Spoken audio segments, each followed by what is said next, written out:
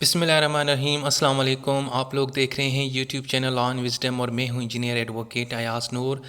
جی دوستو، آج سے ہم LLB پارٹ 4 اسٹارٹ کرنے جا رہے ہیں اور اس سلسلے میں سب سے پہلے جو سبجیکٹ ہے وہ ہے کانسٹیٹیوشنل لا 2، اور یہ پیپر پہلے آتا ہے، پہلا پیپر اسی کا ہی ہوتا ہے۔ اس کا جو پہلا ٹاپک ہے وہ ہے گورنمنٹ آف انڈیا ایکٹ 1935۔ جناب یہ ہم آج سے اسٹارٹ کرنے جا رہے ہیں اور اس کو ہم ڈسکس کریں گے، دیکھیں گے کہ اس کے اندر کوسچن کے اندر کیا کیا پوچھا جاتا ہے اور پھر آپ نے اس کے اندر کیا کیا لکھنا ہے۔ اچھا جی، ویسے یہ آپ کے پاس کورس آؤٹ لائن ہے کانسٹیٹیوشنل لا پارٹ 2۔ اس کے 3 حصے ہوتے ہیں۔ 20 مارکس کے پہلے یہ کانسٹیٹیوشنل ہسٹری آف پاکستان، یعنی جو ہم ہسٹری ہیں وہ پڑھیں گے۔ اس کے بعد جو پاکستان کا کانسٹیٹیوشن ہے، آئین ہے، دستور 1973، وہ ذرا دیکھیں گے ڈیٹیل کے اندر۔ 60 مارکس اس کے ہیں، یعنی 2 سے 3-4 کوسچن وہاں سے پوچھنے اس نے۔ اور جناب اس کے بعد ایک کوسچن آتا ہے کیسز آن کانسٹیٹیوشن، کوئی 7 8 9 بڑے اہم قسم کے جو کیسز ہیں وہ ذرا ہم ان کو ڈسکس کریں گے۔ یہ ویسے کورس آؤٹ لائن ہے، اپنے نظر میں رکھیں، صحیح ہے جی۔ اس حوالے سے آج جو پہلا ٹاپک ہے وہ کانسٹیٹیوشنل ہسٹری آف پاکستان کا ہے، اور اس میں سے پہلے جو ہم نے سلیکٹ کیا ہے وہ ہے government of India act of 1935۔ اس کا بیک گراؤنڈ، اس کے سائلنٹ فیچرز، اور اس کے اوپر کرٹیسزم بھی آتا ہے کہ اس کے نیگیٹو کیا ہیں اور کیوں فیل ہوا، یہ ساری چیزیں۔ یہ ہم ڈسکس کرنے جا رہے ہیں۔ اچھا جی، سب سے پہلے میں آپ کو انٹروڈکشن میں بتاؤں کہ دیکھیں، اب آپ دیکھ رہے ہیں کہ یہ 1935 کا ایکٹ ہے۔ اس کا مطلب یہ ہے کہ یہ پاکستان بننے سے پہلے کا قانون ہے، اور پھر یہ قانون کس نے بنایا ہوگا جب یہ پاکستان بننے سے پہلے ہے؟ تو بھائی ظاہری سی بات ہے، یہ برٹش گورنمنٹ، یہ گوروں نے، یہ انگریزوں نے بنایا تھا قانون۔ اور یہ قانون کیوں بنایا، یہ سوال ہے، ٹھیک ہے۔ اس سے پہلے میں یہ بتاؤں کہ یہ قانون انہوں نے کیوں بنایا، یہ ایکٹ کیوں بنایا، یہ کیا چیز ہے۔ بھائی پہلے تو آپ یہ دیکھیں کہ پاکستان بننے سے پہلے اور یا پارٹیشن سے پہلے، بٹوارے سے پہلے، گوروں کی ہمارے ہاں حکومت ہوتی تھی ہم پہ، یعنی کہ انہوں نے راج کیا، حکمرانی کی۔ تو انہوں نے کیا کیا، وقت کے ساتھ ساتھ ہمیں مختلف قسم کے قوانین دیے، کیونکہ ہم ایکچولی کالونی تھے، تو اسی لیے انہوں نے ہمارے لیے ایک آئین بنایا۔ لیکن ہم اس کو ویسے آئین تو نہیں بولیں گے، ایکٹ بولیں گے، کیونکہ وہ برٹش پارلیمنٹ کی طرف سے منظور ہوتے تھے، تو وہ ہمارے لیے تو ایک چھوٹا سا قانون ہوتا تھا، ایکٹ ہوتا تھا۔ خیر وہ ہر 15-20 سالوں بعد ایکٹ قانون کو تبدیل کرتے تھے، کیونکہ بہت ساری چیزیں تبدیل ہوتی تھیں سب کانٹیننٹ کے اندر۔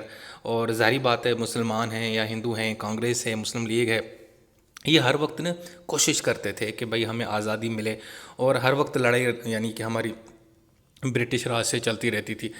پھر وہ اس تبدیلی کو نظر میں رکھتے ہوئے وہ ہر 10 سال بعد، 15 سال بعد یا 20 سال بعد قانون کو تبدیل کرتے تھے۔ اور وہ قانون کیا ہوتا تھا؟ ایکچولی وہ قانون ہوتا تھا کہ کس طرح اس سب کانٹیننٹ کو، اس پورے ہندوستان کو، جس کے اندر آج کا پاکستان، انڈیا، بنگلہ دیش یہ ہیں، ان کو کس طرح رن کیا جائے، کس طرح اس کو چلایا جائے۔ اس سلسلے میں انہوں نے بہت سارے قانون بنائے۔ تو اس حوالے سے ایک قانون انہوں نے بنایا تھا 1999 کے اندر، وہ گورنمنٹ آف انڈیا ایکٹ 1999۔ وہ جناب بنایا تو وہ مزے کا نہیں بنا، اس میں بہت سارے مسائل تھے، لوگوں نے بڑا کرٹیسائز کیا، اور انہوں نے کہا نہیں بھائی یہ تو ہمارے لیے فٹ نہیں ہے۔ جو انڈینز تھے، اور یہاں سے میں جب انڈین بولوں گا اس سے مراد مسلمان، یعنی پاکستانی، پاکستان کے لوگ، یا آج کے جو بھارت میں ہمارے دوست ہیں وہ رہتے ہیں، وہ لوگ، بنگلہ دیش، سب آئیں گے۔ تو اس وقت کے جو انڈینز تھے انہوں نے اعتراضات اٹھایا کہ بھائی یہ تو ہمارے لیے نہیں ہے، ہماری اس کے اندر ڈیمانڈس ہی نہیں ہے، ہماری رائٹس کا آپ نے خیال نہیں رکھا۔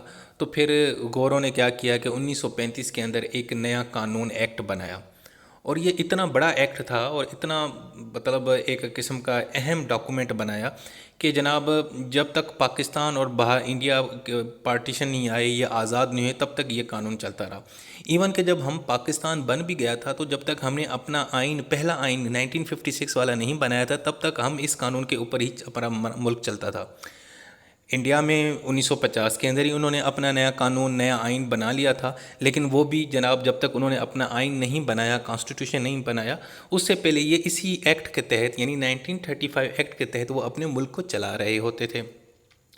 یہ ایک بہت بڑا قانون تھا، ایکٹ تھا جو برٹش گورنمنٹ نے پاس کیا تھا 1935 میں جناب۔ اس کے 321 سیکشن تھے، 10 شیڈول تھے، بہت بڑا تھا۔ اور ایون کہ اس کے دو حصے تھے، ایک تو گورنمنٹ آف انڈیا ایکٹ 1935 اور دوسرا تھا گورنمنٹ آف برما ایکٹ 1935۔ اس وقت برما کا بھی مسائل چل رہے تھے، تو ان کو بھی اس کو بھی چلانے کے لیے، لک آفٹر کرنے کے لیے، ایڈمنسٹریشن کے لیے، گورننس کے لیے انہوں نے برما کا بھی ایکٹ بنایا۔ تو بھائی یہ تو میں نے آپ کو دے دیا اس کا انٹروڈکشن میں دوبارہ کمپائل کرتا ہوں۔ بھائی یہ بہت اہم قسم کا ایکٹ ہے، گورنمنٹ آف انڈیا ایکٹ 1935۔ یہ قانون ہے جو برٹش گورنمنٹ نے بنایا۔ پاکستان اور بھارت جب آپس میں ملے ہوئے تھے اور یہ سب کانٹیننٹ تھا، تو انہوں نے یہ آخر میں جاتے جاتے ہوئے یہ قانون، اور یہ آخری ڈاکومنٹ ہے یا یہ آخری قانون بولیں، یہ آخری قانون تھا جو برٹش گورنمنٹ نے سب کانٹیننٹ کے لیے بنایا، اور اس کے بعد پھر ہم آزاد ہو گئے 1947 کے اندر۔ اس کے اندر انڈیپینڈنس ایکٹ تھا 1947، وہ اس کے اندر ہم الگ الگ ہو گئے۔ لیکن جو پورے سب کانٹیننٹ کو چلانے کے لیے جو انہوں نے لاسٹ ٹائم جو ایک بڑا یعنی کہ بڑا ایک زبردست قسم کا جو ڈاکومنٹ بنایا یا قانون بنایا، وہ 1935 کا تھا۔ اب اس کا بیک گراؤنڈ دیکھتے ہیں۔ دیکھیں 1919 کے اندر جو گورنمنٹ ایکٹ انہوں نے بنایا تھا، انہوں نے ایک قانون بنایا تھا جس کے تحت انڈینس کو انہوں نے ان کے معاملات دیکھنے تھے، تو اس کے اوپر بڑا اعتراضات اٹھے۔ مسلم لیگ جو تھی اور جو کانگریس والے تھے، انہوں نے اعتراضات اٹھائے کہ بھائی یہ تو بالکل صحیح نہیں ہے، اس کے اندر ہماری کوئی آپ نے جو ہے نا ہماری باتیں یعنی ہماری جو ڈیمانڈ ہے ان کا آپ نے خیال نہیں رکھا۔ تو بھائی جان گورے بھی تنگ آ گئے، انہوں نے کہا اچھا جی پھر آپ لوگ اتنے ہی ہو تو پھر ایک کام کرو، پھر خود اپنا آئین بنا کے دکھاؤ، اپنے خود بتاؤ کیا ہے۔ انہوں نے کہا ہاں ہاں ہم کیوں نہیں، ہم بنا لیں گے۔ اچھا جی، اور ایکچولی یہ بھی معاملہ تھا کہ اس وقت ورلڈ وار 1 ہو چکی تھی، اور اس کے بعد ظاہری بات ہے جو برٹش گورنمنٹ ہے اس کو نا انڈینس کی نا سپورٹ چاہیے تھی، کیونکہ ان کو ظاہری بات ان کے پاس جو فوج تھی اس کے اندر انڈینس بھی تھے ہمارے یہاں کے، تو وہ چاہ رہے تھے کہ یار انڈینس کی نا ہمیں ذرا سپورٹ ملے، تاکہ ہم جو ورلڈ وار 1 یا ورلڈ وار 2 ہونے والی تھی، تاکہ ہمیں اس کے اندر یعنی کہ چیزیں ہمارے پاس ہوں، ہمارے پاس ایک ان کی سپورٹ ہو۔ خیر تو انہوں نے جناب مسلم لیگ اور کانگریس والوں نے کہا کہ تم لوگ اگر اتنے ہی اچھے ہو، اپنے آپ کو قابل ہو، تو بناؤ اپنا قانون۔ تو انہوں نے کہا ہاں ہاں ٹھیک ہے ہم کرتے ہیں۔ آخرکار جناب پھر چیزیں چلتی رہیں، سب نے اپنا اپنا حصہ ڈالا۔ آپ کو پتہ ہے کہ نہرو صاحب نے بھی کچھ نہرو رپورٹ پیش کی، اس کے بعد قائد اعظم صاحب نے، محمد علی جناح نے، مسٹر جناح نے بھی 14 پوائنٹس انہوں نے پیش کیے کہ بھائی اس طرح ملک چلایا جائے، اس طرح چیزیں بنائی جائیں، اس طرح جو ہے نا گورنمنٹ کا اسٹائل ہونا چاہیے۔ اس کے علاوہ 1999 کے تحت ایک کمیشن بھی بنایا گیا، سائمن کمیشن۔ یہ سائمن کمیشن بنایا گیا تھا جس کے اندر 7-8 لوگ تھے جو گورے تھے، وہ جناب انڈیا آئے اور انہوں نے بھی سب لوگوں سے ملے، انڈین لیڈر سے، اور انہوں نے بھی اپنی ایک رپورٹ بنائی۔ اس کے بعد اس رپورٹ کو لے کے پھر مزید جناب جو ہے نا لنڈن کے اندر راؤنڈ ٹیبلز میٹنگ ہوئی 1930، 31، 32 کے اندر، وہاں پہ بھی میٹنگز ہوئیں، وہاں پہ بھی یہ مسلم لیگ، کانگریس اور گورے آپس میں بیٹھ کے سر جوڑ کے بیٹھے رہے کہ بھائی کوئی کچھ اس طرح کا قانون بنائے تاکہ ہمارا ملک چلے، بہتر ہو۔ جب وہ جو 3rd راؤنڈ ٹیبل کمپلیٹ ہوئی تو اس کے بعد جناب ایک وائٹ پیپر جاری کیا گیا 1934 کے اندر، اس کے اندر بھی جناب انہوں نے کچھ پروپوزل دیے۔ تو اس طرح کرتے کرتے جناب آخر کار 1919 سے لے کر 1935 کے بیچ میں بہت ساری کوشش کی گئیں، جس کے اندر Simon commission, Nehru report, 14 points of mister Jinnah, اس کے علاوہ ایک اور کمیٹی ہے اس کے بھی چیزیں، ان کو سب کو پھر کمپائل کر کے 1935 میں ایک بڑا زبردست قسم کا اور ایک کنکلوسیو قسم کا انہوں نے جناب ایک ایکٹ بنایا، گورنمنٹ آف انڈیا ایکٹ۔ تو جناب یہ تھی اس کی ہسٹری۔ اب ہم دیکھتے ہیں کہ یہ جو گورنمنٹ آف انڈیا ایکٹ ہے بھائی، اس کا مقصد یہ تھا کہ کسی طرح کے گورنمنٹ آف انڈیا کو پروویژنس دی جائیں اور اس کو کس طرح چلایا جائے، یعنی کہ آپ نے ایک حکومت بنائی ہے گورنمنٹ کی، ایک حکومت ہے انڈیا کے اندر جو برٹش ہمارے اوپر حکومت کر رہے تھے، تو اس حکومت کو کس طرح چلانا ہے، اس پورے انڈیا کو، یونائٹڈ انڈیا کو کس طرح لے کے چلنا ہے۔ اچھا جی، یہ اس کی جو پاورز تھی، جہاں جہاں پہ برٹش کا کنٹرول تھا وہاں پہ یہ یعنی کہ امپلیمنٹ ہوتا تھا۔ یہ پارلیمنٹ جو تھی UK کی، اس نے جناب اس کو اپروو کیا اور بنایا۔ اس کے بعد 24 جولائی 1935 میں کوئن نے اس کے اوپر سائن کیے، اور جناب 1 اپریل 1937 کے اوپر یہ جناب پورے ملک کے اندر رائج ہو گیا اور اس کو ایکٹیو کر دیا گیا۔ اب اگر ہم اس کے سورسز دیکھیں تو جناب سورسز یہ ہیں کہ 1999 کے بعد سائمن کمیشن بنایا گیا، اس کی اس نے رپورٹ پیش کی اپنی، اور اس کے بعد پھر جناب راؤنڈ ٹیبل کانفرنس کی ریکمنڈیشنز ہیں، وائٹ پیپر آپ نے جاری کیا تھا تھرڈ راؤنڈ ٹیبل کانفرنس تھی، اور اس کے علاوہ ایک جوائنٹ سلیکٹ کمیٹیز تھی انگریزوں کی. ان ساروں کی جتنی بھی رپورٹس بنی، جتنی بھی انہوں نے محنت کی، جو چیزیں بنائی جناب، ان سب کو رکھ کے اس کے بعد 1935 کا ایکٹ بنایا گیا. تو یہ اس کے سورسز ہیں. تو یہ تو ہو گیا، آپ کو میں نے بیک گراؤنڈ بتایا. ون لائنر اگر میں بتاؤں کہ ہوا یہ تھا کہ جب 1919 کے اندر انہوں نے گورنمنٹ آف انڈیا ایکٹ بنایا تھا تو اس کے اندر بہت ساری چیزیں کم تھیں یا وہ بہتر نہیں تھا، اور انڈینس نے خصوصاً مسلم لیگ اور کانگریس نے کہا کہ بھائی اس کے اندر تو ہماری ڈیمانڈ ہے ہی نہیں، ہم تو چاہتے تھے کہ ہمیں یہ چیزیں دیں، آپ نے وہ ہمیں دی نہیں ہیں. تو پھر انہوں نے جناب بہت ساری لوگوں سے مل کے ایک کمیشن بھی بنایا. پھر نہرو صاحب نے اپنی ان پٹ دی، مسٹر جناح نے اپنی ان پٹ دی. پھر جناب یہ لنڈن میں جا کے یہ میٹنگ ہوئی 1931 32 33 کے اندر راؤنڈ ٹیبل کے نام سے. اس کے بعد پھر وائٹ پیپر بنایا. پھر جناب جو جوائنٹ سلیکٹ کمیٹی ہے وہ بیٹھی، ان سب نے پھر مل کے جتنی بھی چیزیں ہیں، جتنی بھی انہوں نے اپنے جو کنکلوژن نکالا تھا اس کو پھر گورنمنٹ آف انڈیا ایکٹ کے اندر ڈال دیا. اب ہم اس کے دیکھتے ہیں سیلنٹ فیچرز. کوسچن یہی آتا ہے کہ سیلنٹ فیچرز کیا ہیں، زیادہ تر کوسچن یہی آتا ہے کہ گورنمنٹ آف انڈیا ایکٹ کے سیلنٹ فیچرز کیا ہیں.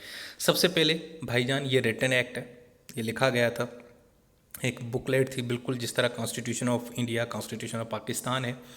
اس کے 14 پارٹس تھے، 10 شیڈولز تھے اور 321 سیشن تھے.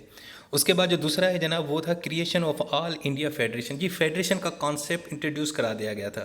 فیڈریشن کا کانسیپٹ، فیڈریشن کا پتہ ہے نا، جس طرح پاکستان میں 2 گورنمنٹ ہیں، ایک صوبائی گورنمنٹ ہے، ایک فیڈرل گورنمنٹ ہے. فیڈرل گورنمنٹ جو ہے نا سینٹر پہ بیٹھی ہے اور صوبوں میں الگ الگ گورنمنٹ ہیں، لیکن یہ آپس میں کنیکٹڈ ہیں اور فیڈریشن ان کو آپس میں جوڑ کے رکھتی ہے. سو دیر از مطلب 2 گورنمنٹ کہتے ہیں کہ جی یہ فیڈرل گورنمنٹ کی جاب ہے یا یہ صوبائی گورنمنٹ یا پرووینشنل ہے، جیسے سندھ گورنمنٹ ہے، پنجاب گورنمنٹ، کے پی بلوچستان گورنمنٹ، لیکن اسی طریقے سے ایک فیڈرل گورنمنٹ بھی ہے. سو اسی طریقے سے اس وقت بھی ایک برٹش انڈیا کے اندر فیڈرل گورنمنٹ تھی، ساتھ میں کچھ ریاستیں تھیں وہ بھی تھیں آپس میں جڑی ہوئی. اچھا، جو صوبے تھے وہ برٹش انڈیا کے ساتھ جڑ گئے، فیڈریشن کا وہ حصہ بن گئے، لیکن جو ریاستیں ہیں ان کو انہوں نے آزادی دے رکھی تھی. اس وقت ریاستیں بہت تھیں، جیسے حیدرآباد دکن، کشمیر ہو گیا، اس کے علاوہ جناب بہاولپور، خیرپور، بڑی ریاستیں تھیں. ان کو انہوں نے کہا کہ آپ کی مرضی ہے، ہمارے ساتھ ہمارا یعنی کہ جو گورنمنٹ ہے، جو فیڈریشن ہے، جو انڈیا ہے، اس کا حصہ بن جائیں، جڑ جائیں، یا پھر اپنی الگ حیثیت سے رہیں، لیکن ہمارے ساتھ آپ نے جڑ کے رہنا ہے. لیکن یہ فیڈریشن کوئی اتنی مزے کی نہیں بنی تھی اور پھر جناب اس کو مٹیریلائز بھی نہیں کیا گیا، آگے چل کے یہ ٹوٹ پھوٹ کا شکار ہو گئی. لیکن جناب انہوں نے فیڈریشن کا کانسیپٹ انٹروڈیوس کرایا. دوسرا یہ سائلنٹ فیچر ہے.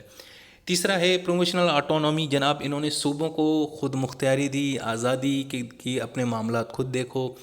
پہلے صوبوں میں نا ڈائرکی کا سسٹم تھا. یہ ڈائرکی کیا ہوتی ہے بھائی؟ یہ dual system of government in which 2 heads are responsible for administration. 1919 کا جو ایکٹ تھا نا اس کے اندر صوبوں کے اندر ڈائرکی سسٹم تھے، یعنی اس کے اندر 2 لوگ تھے جو ایڈمنسٹریشن دیکھتے تھے. ٹھیک ہے، لیکن اب وہ انہوں نے ختم کر دیا. اب وہاں پہ ایک ہی حکومت ہوگی، ایک ہی بندہ ہوگا جو یہ سارے معاملات دیکھے گا، اور اس کا نام تھا گورنر. یعنی گورنر ایگزیکٹو ہیڈ تھا وہاں پہ. اس وقت تو وزیر اعلیٰ کا کانسیپٹ نہیں تھا، صرف گورنر ہی ہوتے تھے جو سارے معاملات چلاتے تھے. اور اس کے پاس کاؤنسل آف منسٹرز تھی. یہ وہ لوگ تھے جو اس کو نصیحت کرتے تھے. اور لیکن یہ جو لوگ ہیں نا، ان کو اگر کسی نے پوچھنا تھا یا ان کو اکاؤنٹیبل کرنا تھا، وہ جناب وہاں کی جو اسمبلی تھی صوبے کی، پروموشنل اسمبلی، وہ ان سے پوچھ سکتی تھی، معاملات دیکھ سکتی تھی. لیکن پھر بھی گورنر کے پاس زیادہ پاور تھے، گورنر اپنی منمانی کرتا تھا. باقی یہ بندے جو ہے نا کیبنیٹ کے ممبرز، جس کو ہم کاؤنسل آف منسٹر اس زمانے میں بولتے تھے، وہ ذرا اس کو نصیحت کرتے تھے، سر جی یہ کر لو، سر جی وہ کر لو. تو تیسرا یہ ہو گیا. اس کے بعد ڈویژن آف سبجیکٹ. جناب سبجیکٹس کو ڈیوائڈ کیا گیا. سبجیکٹ سے مراد یہاں پہ ہے کہ کون سے معاملات ہیں جو فیڈریشن نے دیکھنے اور کون سے معاملات صوبوں نے دیکھے ہیں. جناب اس کی 3 لسٹیں بنائی گئیں: federal list, provincial list, concurrent list. Federal list یعنی یہ وہ چیزیں ہیں جو صرف فیڈرل گورنمنٹ ہی ان کو ریگولیٹ کرے گی، جیسے ڈیفینس ہے، فورن افیئرس ہے، کرنسی ہے. اور پروموشن لسٹ کے اندر جناب صرف ٹرانسپورٹیشن، ہیلتھ سے علاوہ باقی بھی جتنے بھی 54 سبجیکٹ تھے وہ دیکھتے تھے. اور باقی کنکرنٹ لسٹ میں 36 ایسی چیزیں تھیں جن کے اوپر یہ دونوں کام کر سکتے تھے. یعنی فیڈرل گورنمنٹ کو بھی ان کو دیکھ سکتی ہے اور صوبائی گورنمنٹ بھی ان کو دیکھ سکتی ہے. تو اس سے حوالے سے لیکن جو وائسرا تھا اس کے بعد ریزیڈیول پاور بھی تھی، اور یہ پاورز کیا ہوتی ہیں کہ حالانکہ اس نے پاورز تو دی تھی صوبوں کو کہ جی ٹھیک ہے آپ اپنے ٹرانسپورٹیشن اور ہیلتھ کے معاملات دیکھ لیں، لیکن پھر بھی اس نے زیادہ تر پاور اپنے ہاتھ میں رکھی تھی۔ سو جہیں پہ اگر کہیں پہ بھی کوئی مسئلہ ہوتا تھا، کنفلکٹ ہوتا تھا فیڈرل اور فیڈریشن اور صوبوں کے درمیان، تو جو فیڈریشن ہے اس کی بات مانی جاتی تھی کیونکہ وہ ذرا پاورفل تھا، صوبے ذرا کمزور تھے، لیکن پھر بھی انہوں نے صوبوں کو تھوڑی بہت آزادی۔ سو دوستو یہ جو کانسیپٹ دیکھ رہے ہو نا فیڈرلسٹ پروموشنلسٹ کنکرنٹ، یہ کانسیپٹ ہم نے اپنے آئین 1973 میں یہیں سے لیا ہے۔ آپ سمجھ رہے ہیں میری بات؟ ہم ایکچولی یہ پڑھ بھی کیوں رہے ہیں گورنمنٹ آف انڈیا ایکٹ، کیونکہ بھائی اس کی بہت ساری چیزیں ہم نے ایز اٹ کاپی کر کے اپنے 1973 کے اندر رکھی ہوئی ہیں، اور یہی چیزیں 50 سے زیادہ پرسنٹ جو ہے نا انڈیا کا جو آئین ہے اس کے اندر بھی موجود ہیں۔ تو government of India act actually ہمارے لیے ایک رول ماڈل ہے کہ ہمیں پتہ چلا کہ بھئی آئین اس طرح بنایا جاتا ہے، اس طرح کی چیزیں آپ ایڈ کر سکتے ہیں۔ حالانکہ اس کے اوپر بعد میں کرٹیسزم تھا، یہ بہت پرانا تھا، اس کی اپنی یہ تھی، لیکن پھر بھی ہمارے لیے ایک قسم کے ہمیں ایک راستہ مل گیا، روڈ میپ مل گیا کہ بھائی یہ چیزیں آپ ایڈ کر سکتے ہیں۔ اچھا جی، اس کے علاوہ جو ڈائر کی تھی، اب دیکھو صوبوں کے اندر جو ڈائر کی تھی وہ انٹروڈیوس کرائی گئی، لیکن جو سینٹر میں جو فیڈرل گورنمنٹ کے اندر بھی پہلے نا دو قسم کے ایڈمنسٹریٹر بیٹھے ہوئے تھے، انہوں نے جناب اس کو ایڈ کر دیا یہاں پہ 1935 کے اندر، اور وہاں پہ پھر دو قسم کے سبجیکٹ تھے، ریزروڈ اور ٹرانسفرڈ۔ ریزرو سبجیکٹ تھے وہ جناب گورنر جنرل جو ہے نا کنٹرول کرتا تھا، لیکن اس کے ساتھ 3 کاؤنسلر ہوتے تھے جو وہ خود اپنی مرضی سے اپائنٹ کرتا تھا۔ یہ کون سے سبجیکٹ تھے؟ یہ ڈیفنس تھا، چرچ کے معاملات، external affairs, police, press, taxation, justice, power, tribal, یہ جتنے بھی اہم قسم کے معاملات تھے وہ گورنر جنرل نے اپنے ساتھ رکھا ہوا تھا، اور اس کے ساتھ 3 کاؤنسلر تھے جو اس نے خود اپائنٹ کیے تھے۔ یہ سینٹر کی میں بات کر رہا ہوں، یہ فیڈرل گورنمنٹ کی بات کرتا ہوں جو سینٹر میں بیٹھی ہوئی تھی وہاں پہ گورنمنٹ، صوبوں کی بات نہیں کر رہا۔ تو اس کا جو ریزرو سبجیکٹ تھے وہ گورنر کے کنٹرول میں تھے، لیکن جو ٹرانسفرڈ سبجیکٹ تھے وہ بھی جناب گورنر جنرل ہی دیکھتا تھا، لیکن اس کے ساتھ ہوتے تھے کاؤنسل آف منسٹر، یعنی یہ وہ لوگ تھے، وہ وہیں کے لوگ تھے جس طرح کیبنٹ کے لوگ تھے، اور یہ جا کے نا وہاں کی جو اسمبلی ہے اس کے سامنے اکاؤنٹیبل تھے، لیجسلیچر جو تھے وہاں کی اسمبلی ہوتی ہے صوبے کی اسمبلی، اس کے سامنے تھے۔ لیکن یہ کاؤنسل آف منسٹر آپ ان کو ایسے سمجھے کہ یہ کیبنٹ کے منسٹرز تھے، لیکن یہ بھی معاملات جناب ان معاملات کو بھی کون دیکھتا تھا؟ گورنر جنرل ہی دیکھتا تھا۔ تو ہم یہ کہہ سکتے ہیں کہ جناب یہ ریزروڈ اور ٹرانسفر سبجیکٹ یہ دونوں جناب گورنر جنرل کے ہی کنٹرول میں رہے۔ جو ریزروڈ تھے وہ تو 100% گورنر جنرل ہی دیکھتا تھا، اور اس کے ساتھ جو بندے تھے وہ 3 جو بھی اس نے رکھے تھے کاؤنسلرز، وہ اپنی مرضی کے ہوتے تو زیادہ تر وہ گورے ہوتے تھے، یعنی انہوں نے اتنے اہم جو معاملات تھے وہ اپنے ہی کنٹرول میں رکھے۔ باقی معاملات جو تھے نا وہ گورنر جنرل ہی دیکھتا تھا، لیکن نیچے اس کے پاس نا وہاں کے مقامی لوگ کاؤنسل آف منسٹر بس ایسے رکھا ہوا تھا، اور وہ کون سے تھے؟ چھوٹے موٹی چیزیں تھیں، کوئی خاص نہیں تھیں، ایجوکیشن ہے، گورنمنٹ ہے، فارسٹ ہے، ہیلتھ ہے، لوکل گورنمنٹ ہے۔ اوکے جی، ویسے گورنر کا جو کام تھا ان دونوں جو سبجیکٹ تھے ٹرانسفرڈ اور ریزروڈ، ان دونوں کے بیچ میں کوارڈینیشن کا کام کرتا تھا۔ اس کے علاوہ جناب بائی کیمرل لیجسلیچر کا کانسیپٹ بھی انٹروڈیوس کرایا۔ یہ آپ کو پتہ ہے بائی کیمرل کیا ہے؟ کیمرل بھائی یہ 2 چیمبر، یعنی ایک اسمبلی کے 2 حصے، 2 portion, upper house lower house, جس طرح پاکستان کی پارلیمنٹ ہے اس کے 2 حصے ہیں، lower house national assembly, upper house senate, اسی طریقے سے وہاں پہ جو اسمبلی بنائی گئی تھی، پارلیمنٹ بنایا گیا تھا، اس کا جو لوور ہاؤس تھا اس کو فیڈرل اسمبلی کا نام دیا گیا، اور اس میں 375 ممبرز تھے، اور اپر ہاؤس کا نام دیا گیا کاؤنسل آف اسٹیٹس، اور اس میں 260 ممبرز تھے، یعنی وہاں کی جو سینٹ تھی اس کو کاؤنسل آف اسٹیٹ کا نام دیا گیا، اور وہاں کی اس زمانے کی جو نیشنل اسمبلی تھی اس کو فیڈرل اسمبلی۔ 5 سال کا ان کا ٹائم تھا، اور دونوں کے اندر لوگ بیٹھے ہوتے تھے، ریاستوں کے جو مہاراجا تھے وہ بھی ریپریزنٹیٹ ہوتے تھے، لیکن وہ الیکشن سے نہیں، ان کو بلکہ خود ہی جو ہے نا برٹش والے جو رولرز تھے وہ نومینیٹ کرتے تھے۔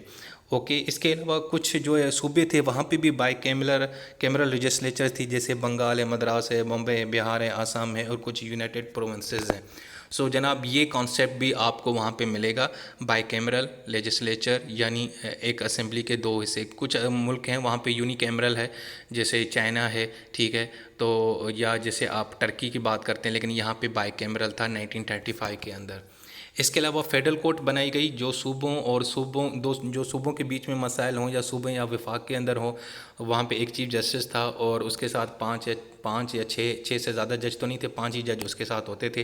اس کے علاوہ ایک انڈین کاؤنسل کا کانسیپٹ پہلے دیا گیا تھا 1919 کے اندر، اس کے اندر جو سیکرٹری آف اسٹیٹ تھا، جو برٹش گورنمنٹ کے کیبنٹ کا ممبر یہاں پہ آ کے بیٹھا ہوتا تھا گورنر کے ساتھ، اس نے بھی اپنے نا 7 10 بندے 20 بندے رکھے ہوتے تھے جو معاملات سارے رپورٹ کرتے تھے برٹش گورنمنٹ کو، بھئی انڈیا میں یہ ہو رہا ہے وہ ہو رہا ہے۔ وہ آپ نے کانسیپٹ ختم کر دیا، کاؤنسل ختم کر دی۔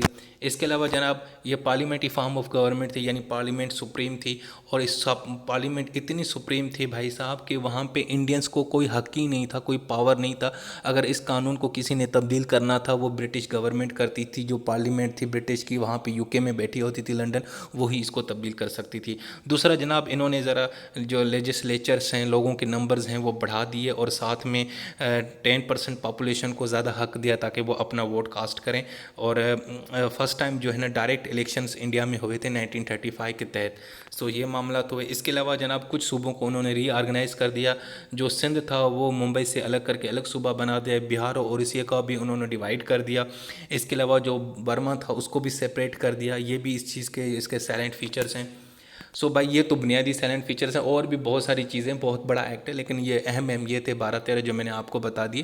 اگر آپ یہ اتنے لکھو گے تو انف ہو جائے گا۔ اب اس کی اہمیت کیا ہے بھائی؟ پہلی بات تو اس نے ڈائرکی کا کانسیپٹ ختم کیا صوبوں میں اور اس سینٹر میں انٹروڈیوس کرایا۔ جو صوبوں کے اندر یہ ڈائرکی کا کانسیپٹ جو پہلے تھا وہ اس نے ختم کر دیا۔ یہ بڑی اچھی بات تھی، کیونکہ نہیں تو صوبوں کے معاملات بھی نے ایکچولی برٹش راج دیکھتا تھا، اب تھوڑا بہت چلو ہمارے ہاتھ میں پاور آ گئی تھی۔ اس کے علاوہ انہوں نے فیڈرل سبجیکٹ کا جو کانسیپٹ ہے جو ڈیوائیڈ کیا کہ بھائی یہ جو معاملات ہیں وہ سینٹر دیکھے گا، یہ معاملات صوبے دیکھیں گے، اور یہ معاملات ہم مل کے اس کے اوپر دیکھیں گے۔ یہ بھی اچھی چیز ہے۔ اس کے علاوہ جناب اس سارے معاملات نے ہوا یہ کہ جو ڈومیننٹ اسٹیٹس ہے نا اس کی ہمیں نا امید دلائی۔ ابھی ڈومیننٹ اسٹیٹس کیا ہوتا ہے؟ اس کا مطلب یہ ہوتا ہے کہ آپ کو پتہ ہے کہ جو برٹش تھے نا راج، انہوں نے بہت ساری کنٹریز کے اوپر کنٹرول کیا ہوا تھا، نیوزی لینڈ، آسٹریلیا، تو انہوں نے مختلف کالونیز کو نا ایک اسپیشل اسٹیٹس دیا ہوا تھا۔ ان کو کہا ہوا تھا کہ ٹھیک ہے جی آپ سیلف گورنمنٹ کریں، یعنی مثال دیتا ہوں آسٹریلیا کو کہا کہ ہاں جی یہ آپ ہی حکومت کریں، لیکن آپ کے جو باہر کے معاملات ہیں وہ ہم دیکھیں گے، یعنی کس کے ملک کے ساتھ فارن افیئرز ہیں یا ڈیفنس کا معاملہ ہے، یہ معاملات ہم دیکھیں گے، باقی آپ کے انٹرنل معاملات آپ خود دیکھیں۔ یعنی آپ کو تھوڑی بہت آزادی بھی دی، لیکن باہر کے معاملات وہ خود دیکھیں گے برٹش۔ تو یعنی اس کو بولتے ہیں ڈومیننٹ اسٹیٹس، اور ہم بھی یہی چاہتے تھے کہ بھئی ہمیں کم سے کم اتنا ملے۔ یعنی اس وقت جو انڈینس تھے وہ یہ چاہ رہے تھے کہ یار تھوڑا بہت ہم مطلب انٹرنل معاملات ہم خود ہی دیکھیں نا، تو لیکن ٹھیک ہے باہر کے آپ دیکھ لو، کچھ تو ہمیں آزادی دو، کچھ تو ہمیں کرنے دو۔ یہ چیز بھی اچھی ہے۔ اس کے علاوہ گورنر جنرل کو جناب کانسٹیٹیوشن کے ماتحت کر دیا کہ گورنر جنرل نے جو بھی کام کرنا ہے کانسٹیٹیوشن کے نظر میں رکھ کے کرنا، یہ بھی بڑی اچھی چیز ہے۔ اس کے علاوہ جناب جو مائنورٹیز تھے، عورتیں، بچے، یہ وغیرہ، ان کے حقوق کے بارے میں بھی بات کی گئی فرسٹ ٹائم، اور ان کو پروٹیکشن دی گئی، یہ بھی اچھی چیز ہے۔ تو یہ 4-5 چیزیں تو بڑی اچھی ہیں۔ اور دوسری جو اہم امپورٹنس ہے جو میں سمجھتا ہوں وہ یہ ہے کہ اس ایکٹ کے ذریعے ہمیں ایک گائیڈ لائن ملی پاکستان کو اور انڈیا کو، اور ہمیں پتہ چلا کہ یار کس طرح ایکٹ بنانا ہے، کیا کیا چیزیں ہم ایڈ کر سکتے ہیں۔ اور آپ پتہ ہے آج بھی ہمارا جو 1973 ہے اس میں آپ کو 90 تو نہیں کہوں گا، یہ بہت ہو گیا، لیکن پھر بھی بہت ساری چیزیں آپ کو لگیں گی کہ ہم نے وہیں سے ہی کاپی کی ہیں، اور وہی وہی میتھڈ اور وہی طریقہ، گورنمنٹ، پارلیمنٹ، فیڈرل، یہ سارا کچھ ہم نے وہیں سے ہی کاپی کیا ہے۔ اس کے علاوہ جناب اب ہم دیکھتے ہیں کرٹیسزم۔ یہ بھی کوشچن آتا ہے کہ گورنمنٹ آف انڈیا ایکٹ کے کیا نیگیٹو ہیں، کیا تنقید ہوئی؟ تو بھائی پہلی بات یہ کہ ویسے تو بڑا یہ مائل سٹون تھا، لیکن جو انڈینس تھے یا کانگریس تھے یا مسلم لیگ والے، انہوں نے اس کو ریجیکٹ کیا۔ انہوں نے کہا بھائی ہماری باتیں اس طرح آپ نے مانی نہیں ہیں، یہ بس جس نے دکھاوا ہے، پریکٹیکل اس میں کچھ بھی نہیں ہے، آپ نے وعدے تو بڑے کیے ہیں لیکن کیا کچھ نہیں ہے، تو انہوں نے کہا کہ ہم اس کو ریجیکٹ کرتے ہیں۔ تو اب اس کی بنیادی کیا پوائنٹس تھے کرٹیسزم کے؟ پہلی بات یہ ہے کہ بھائی ڈسکریشنری پاورز آف گورنر ہیں، گورنر جنرل، جتنے بھی گورنرز تھے صوبوں کے اندر، اور گورنر جنرل تھا، وائسرا جو بھی، وہ اس کے پاس ساری پاورز تھیں۔ فیڈریشن بہت کمزور تھی، یعنی یہ کیا کہ صوبے جناب فیڈریشن کے حصے ہیں لیکن ریاستیں آزاد ہیں، یہ کون کی فیڈریشن ہے؟ اس کے علاوہ کوئی اسٹرکچر نہیں تھا فیڈرل اسٹرکچر کا، بس جو ساری پاورز تھیں وہ جناب گورنر جنرل کے ہاتھ میں تھی۔ بظاہر اس نے دی بھی ہوئی تھی کچھ پاور، لیکن اس کے باوجود وہ اپنی منمانی کرتا تھا۔ اس کے علاوہ جناب سیف گارڈ، گورنر جنرل نے کیا کیا کہ ना माइनॉरिटीज़ को राइट्स दिए और उन्होंने ये कहा कि माइनॉरिटीज़ को कोई भी तंग करेगा, ये करेगा तो मैं देखूंगा। तो एक्चुअली उसने उस बहाने से भी ना पूरे इंडिया के ऊपर कंट्रोल करने का सोचा और उस पावर्स को भी मिस यूज़ किया। इसके अलावा जनाब जो है ना इंडियंस को सेल्फ डिटर्मिनेशन का राइट नहीं दिया, ताकि वो अपनी खुद अपने बारे में सोचें, अपने मामलात को देखें। अगर कोई चीज़ तब्दील करना चाहते हैं, इवन के कॉन्स्टिट्यूशनल के को उसको उसके अंदर फ्लेक्सिबिलिटी नहीं थी, उसको आप इतना जल्दी तब्दील नहीं कर सकते थे। जो एक्ट था 1935, यानी अगर तब्दील करना है तो सिर्फ वो ब्रिटिश गवर्नमेंट जो यूके में बैठी है वही कर सकती है, वहाँ की पार्लियामेंट आप नहीं कर सकते। तो भाई ये क्या, हमारे हाथ में तो कुछ नहीं है, मतलब जैसे आप कहेंगे वैसे हम करेंगे, ऐसे तो नहीं है। हमारा देश है, हमारी मर्ज़ी, हमारा कल्चर, हमारा खाना पीना, हमारा उठना बैठना, तो हमारे अपने मामलात है, तो हम ही देखेंगे ना भाई। इसके अलावा जनाब, तो भाई ये तो हो गया। अब इसके हम कंक्लूजन, तो पहली कंक्लूजन में ये देखेंगे, एक तो इस 1935 की वजह से एक हमें एक रोड मैप मिला और उसके बाद फिर हम आज़ाद हो गए और हमें पता चला कि भाई किस तरह ये मामला देखते हैं। इसके अलावा जो सिंध अलग हुआ वो भी अच्छी चीज़ है, इस सूबों को थोड़ी बहुत आज़ादी मिली, ये भी अच्छी चीज़ है। लेकिन फिर ओवरऑल इसको कहेंगे, ज़्यादातर जो कंक्लूड किया जाता है कि यह टोटल फेल्योर है, उसने उस तरह लोगों का ख्याल नहीं कहा। हालांकि डायरकी ने जो था ठीक थे, लेकिन वो सही साबित नहीं हुआ और नेशनल कांग्रेस और मुस्लिम लीग ने भी उसकी अपोजिशन की। ठीक है, कोई ख़ास जो है ना सेंट्रल गवर्नमेंट की प्रोविज़न नहीं थी, उसने कोई इंडियंस का इतना फ़ायदा नहीं किया, बहुत सारे फ्लॉज भी थे, उनके राइट्स को उन्होंने बड़ा यानी कि डिस्टर्ब भी किया। सो इस हवाले से जो नेहरू साहब थे उन्होंने एक बड़ा ज़बरदस्त बात की थी कि ये एक्चुअली ऐसी कार है जिसका कोई इंजन नहीं है और ब्रेक भी इसके फेल हैं, मतलब ऐसी गाड़ी है जिसका इंजन नहीं है, बस चली जा रही है चली जा रही है, इसको कोई मतलब ये मतलब डिसकंटिन्यू एक चीज़ है, आपस में कोई कोऑर्डिनेशन नहीं है। सो बना जनाब, ये था आपका 1935 का एक्ट। वैसे ये बहुत इंपॉर्टेंट है, ये क्वेश्चन तकरीबन आता है, पास्ट पेपर वैसे 3 हैं, उसमें आई थिंक 2-3 मरतबा तो आ चुका है। सो आपने इसको ज़रूर तैयार करना है 1935 एक्ट, और इसको समझने की ज़रूरत है। ये इतना कोई मुश्किल नहीं है, बस थोड़ी बहुत चीज़ें हैं आपको याद रखनी पड़ेंगी। इसमें जो है ना याद करने का ज़्यादा मवाद है, बाकी कॉन्सेप्ट वाइज कोई इतनी चीज़ें मुश्किल नहीं है। सो दोस्तों, ये थी पहली वीडियो हमारे कॉन्स्टिट्यूशनल लॉ पार्ट 2 का। पार्ट 2 जो है सॉरी पार्ट 2 है LLB पार्ट 4 का। सो ये थी भाई पहली आपकी वीडियो। सो चलें जी, नेक्स्ट सब्जेक्ट टॉपिक के साथ फिर और वीडियो में आपके साथ मैं हाज़िर होऊंगा। अल्लाह हाफिज़।